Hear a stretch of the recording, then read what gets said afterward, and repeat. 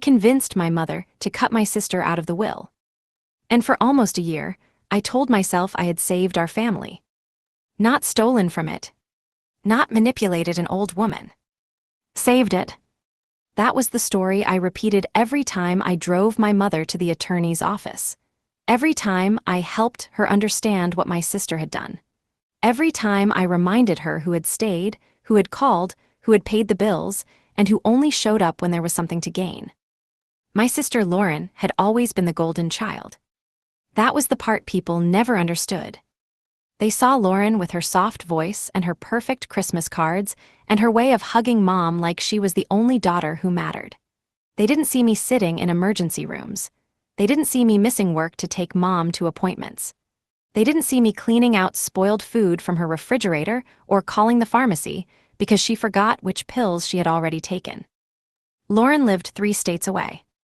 I lived 20 minutes from Mom. And somehow, Lauren still got thanked for everything. When Dad died, he left Mom the house, his retirement accounts, and a small lake cabin that had been in our family since we were kids. Mom told us the estate would be split equally when she passed. Half to me. Half to Lauren. I smiled when she said it. But something ugly opened inside me. Because equal didn't feel fair. Equal felt like one more reward for Lauren, doing the bare minimum. The first time I said that out loud, I was sitting at Mom's kitchen table balancing her checkbook while she watched me with tired eyes. "Your sister has her own life," Mom said gently. "So do I," I snapped. She looked hurt, and I hated myself for about 5 seconds. Then I looked at the stack of medical bills, the calendar full of appointments, the house I had been maintaining, and the guilt disappeared. I said, "Mom, I'm not trying to be selfish. I'm trying to be honest." That became my favorite sentence. I used it whenever I was about to say something selfish. Lauren called every Sunday. She sent flowers on Mom's birthday. She came for holidays when she could, but she never saw the daily work. She never knew that Mom had started leaving the stove on. She didn't know Mom had bounced 2 checks. She didn't know I had been quietly covering expenses because Mom was embarrassed. At least, that was what I told myself. The truth was, I didn't tell Lauren most of it. I wanted her uninformed. It made it easier to resent her. Then Mom fell in the driveway and broke her wrist. Lauren flew in the next morning. I should have been grateful. Instead, I felt threatened. For 3 days, she cooked, cleaned, organized Mom's medication, and spoke to the doctors like she had been there all along. Mom lit up around her. She laughed more in those 3 days than she had in 3 months with me. On Lauren's last night, I overheard them in the living room. Mom said, "I don't know what I'd do without your sister." Lauren said, "I know, Claire does so much." Then Mom said something that changed me. "She's angry all the time." I froze in the hallway. Lauren whispered, "She's probably exhausted." But I didn't hear kindness. I heard judgment. After Lauren flew home, I started pointing things out to Mom. Small things at first. "Did you notice Lauren didn't offer to pay for anything? Did you notice she had time to reorganize your kitchen, but not take you to the follow-up appointment? Did you notice she always comes when people can see it?" Mom would sigh and tell me not to keep score. But she started listening. That was the first success. Not the attorney. Not the will. The first success was watching doubt enter my mother's face. Once I saw it, I couldn't stop. I began creating little comparisons. If I bought groceries, I left the receipt on the counter. If I fixed something, I mentioned the cost. If Lauren sent a gift, I said, "That's sweet.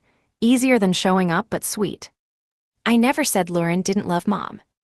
That would have sounded cruel. I said, "Love looks different when someone is actually responsible." Mom started repeating that phrase. Responsible. It made everything sound noble. Then the lake cabin became the center of it all. Lauren loved that cabin. We both did. Dad had taught us to fish there. Mom kept old photo albums in the back bedroom. Lauren always said it was the one place she still felt close to him. One afternoon, Mom told me Lauren had called asking if she could bring her kids there for spring break. I laughed before I could stop myself. Mom looked up. "What?" Nothing, I said, it's just funny. What's funny? She has no problem using the family property. Mom frowned, she's family. I shrugged, of course. That night, Mom called Lauren and told her the cabin needed repairs. It didn't. I had won again. And winning felt like proof. By spring, Mom trusted me with everything: her passwords, her appointments, her bank statements, her mail. Lauren started noticing she was being left out. She called me one evening and asked, "Is Mom okay?" "She's fine." "She seems distant." "She's tired." "Claire, did I do something?" There it was. The question I had been waiting for. I could have told the truth. I could have said, "I'm angry because I feel invisible." Instead, I said, "Maybe you should ask yourself why she feels abandoned." Lauren went silent. Then she said, "That isn't fair." "No," I said, "what isn't fair is showing up twice a year and acting like a daughter." She cried. I felt powerful. A week later, Mom asked me if I thought the will was still appropriate. I pretended I didn't understand. She said, "You do so much. Lauren has been absent." I looked down at my hands. I had practiced that look. "Mom, I don't want anything that isn't right." That was a lie. I wanted everything. But I also wanted her to believe it was her idea. The attorney's office smelled like coffee and old paper. Mom wore her church cardigan and looked smaller than I remembered. The lawyer, Mr. Haskins, asked twice whether she was making changes of her own free will. Mom said yes. I sat beside her and said nothing. That silence is what haunts me now. Because silence can be a weapon. Mom changed the will. The house, cabin, and most of the investment account would go to me. Lauren would receive a small cash gift. "Because I don't want to leave her with nothing," Mom said. I acted relieved. Inside, I was furious she was getting even that. For a few months, everything worked. Mom leaned on me more. Lauren called less. I managed the accounts, handled repairs, and started thinking of the cabin as mine. That was when I crossed the next line. Mom needed money for home modifications after another fall. I told her selling the cabin would make sense. She cried. So I softened it. "What if we don't sell it? What if you transfer it to me now so I can take care of it properly?" Mom hesitated. I told her it would avoid probate. I told her it would protect the property. I told her Lauren might force a sale later. That last part got her. Would she do that? Mom asked. I looked away. I don't know what Lauren would do anymore. 2 weeks later, the cabin was in my name. I didn't tell Lauren. The near discovery came in July. Lauren visited unexpectedly. I found her in Mom's dining room with a stack of mail. My stomach dropped. The property tax notice for the cabin was right there. In my name. Lauren held it up. "Why is your name on this?" Mom looked confused. I grabbed the paper and forced a laugh. "Oh, it's just for billing. I'm handling the taxes now." Lauren stared at me. "That's not what this says." I smiled harder. "You've been here 10 minutes and you're already accusing me." Mom's face tightened. Lauren backed down because Mom was watching. But later, as she was leaving, she whispered, "I don't know what you're doing, but I'm going to find out." For the first time, I was scared. Then came the midpoint twist. I was cleaning Mom's bedroom closet when I found Dad's old lockbox. Inside were savings bonds, photographs, and a letter addressed to both of us. Not to Mom. Not to me. To me and Lauren. Dad had written it months before he died. He said the cabin was never meant to be part of the general estate. He said his father had left it with the understanding that it would stay available to both daughters and their children. He said if legal paperwork failed to reflect that, he trusted Mom to honor his wishes. Then came the sentence that made my hands go cold. Claire will likely carry more of the burden, and Lauren may not always know how to help, but do not let resentment divide what I built for both of them. He knew. Dad had known exactly who I was. I should have stopped right there. Instead, I hid the letter. Not destroyed it. That was how I justified it. I put it in my desk drawer, and told myself I was preserving it until the right time. The right time never came. After that, everything felt dangerous. Lauren hired an attorney. Mom received a formal letter asking for clarification about the cabin transfer and changes to the estate plan. Mom panicked. I told her Lauren was trying to bully her. She's not asking if you're okay, I said. She's asking about money. Mom cried and said, I don't want my girls fighting. I hugged her. Then I used her fear. Then we need to make things clear. I called Mr. Haskins and scheduled another appointment. This time, he asked Mom more questions. He asked if anyone had pressured her. He asked if she understood Lauren was being mostly disinherited. Mom looked at me. Just for a second. But Mr. Haskins saw it. He told me to step outside. I stood in the hallway with my ear almost against the door, sweating through my blouse. When they came out, Mom wouldn't look at me. In the car, she said, Claire, did your father ever say anything to you about the cabin? I nearly drove off the road. No, I said too quickly. She turned toward the window. That was the first crack. The second came from my own son. Evan was 24 and had always loved his Aunt Lauren. I made the mistake of venting to him. I told him Lauren was greedy. I told him she wanted the cabin. I told him she had abandoned Grandma and now wanted a reward. He listened quietly. Then he asked, did Aunt Lauren know Grandma needed help? I said she should have known. That's not the same thing. I snapped at him. He didn't snap back. He just looked disappointed. A week later, Lauren came to Mom's house with her attorney and Evan. I still don't know what he told her. Maybe everything. Maybe only enough. Mom sat in her recliner, while Lauren placed a folder on the coffee table. I don't want to fight you, Lauren said, but I need to understand what happened. I laughed. You brought a lawyer to Mom's living room, but you don't want to fight. Lauren ignored me. Her attorney opened the folder. Bank statements. Property records. Copies of the revised will. And then Lauren pulled out a photocopy of Dad's letter. My chest went hollow. I had forgotten Mom's printer scanned documents to her email.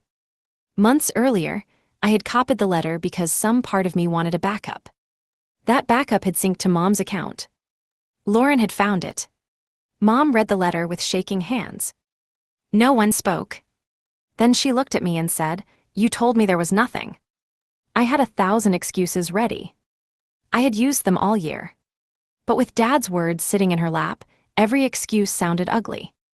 I said, I was the one here. Lauren whispered, I know. That made me angrier than yelling would have. No, you don't know, I said. You visited, you sent flowers, you got to be loved because you weren't exhausted. I was the one cleaning up after falls and arguing with insurance and watching her forget things. Lauren cried, but I kept going. You got the sweet version of Mom. I got the hard parts, and then I was supposed to split everything with you like we did the same job. Mom flinched. That should have stopped me. It didn't. I said, Dad didn't know what it was like. Mom's voice broke. Your father knew exactly what resentment could do. That was the major reveal, but not the last one. Lauren opened another envelope. It was full of emails. Messages she had sent me over the past year. Asking what appointments Mom had. Offering to pay for repairs. Offering to fly in more often. Asking for the pharmacy information. I had answered vaguely or not at all. I had blocked her from helping, then punished her for not helping. Everyone saw it at the same time. Even me. Mom started sobbing. Lauren reached for her, but Mom pulled back from both of us. I need you all to leave, she said. I thought she meant Lauren. She meant me too. The consequences came slowly, then all at once. Mom revoked the power of attorney. She hired a new lawyer. The cabin transfer was challenged, and because of the circumstances, I agreed to reverse it rather than face a court battle I could not win. The will was changed again. Not back to equal. That would have been easier. Mom placed the cabin into a family trust so neither of us could sell it without the other. The remaining estate was set aside first for her care, Whatever was left would be divided in a way her attorney called equitable, not equal. I lost control. That hurt more than losing money. Lauren stopped calling me. Evan stopped bringing his girlfriend over for Sunday dinner. My husband, Mark, who had stayed mostly silent through all of it, finally asked me one night, "Were you ever going to tell me about the letter?" I said I didn't think it mattered. He looked at me like I had become someone unfamiliar. That's the problem, Claire. You decided what mattered for everyone. He moved into the guest room for 6 weeks. Not because of the inheritance. Because he said he didn't know whether he could trust the way I told stories. That sentence broke something in me. Because that was what I had been doing all along. Telling stories. Lauren was selfish. I was responsible. Mom was helpless. Dad didn't understand.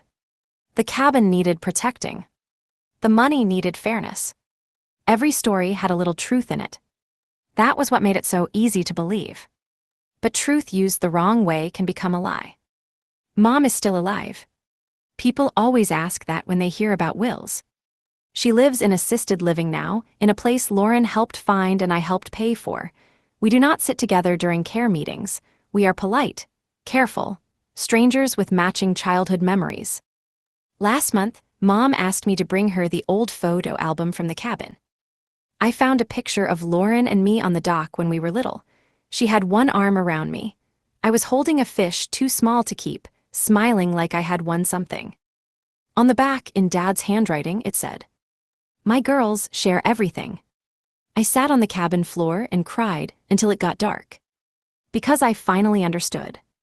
I didn't convince Mom to cut Lauren out because Lauren deserved it. I did it because I wanted my pain paid back in property. I wanted exhaustion to become ownership. I wanted resentment to look like justice. And for a while it did. That is the dangerous part. Bad decisions rarely feel evil when you make them. They feel overdue. They feel fair. They feel like finally getting what everyone owes you. I still believe I carried more than Lauren did. I still believe I was tired. I still believe families often praise the person who visits and overlook the person who stays. But I also know this now. Being hurt did not give me the right to lie. Being useful did not make me honest. And being the daughter who stayed did not give me permission to erase the daughter who left. I thought I was protecting my mother's legacy. Instead, I almost became the reason there was no family left to inherit it.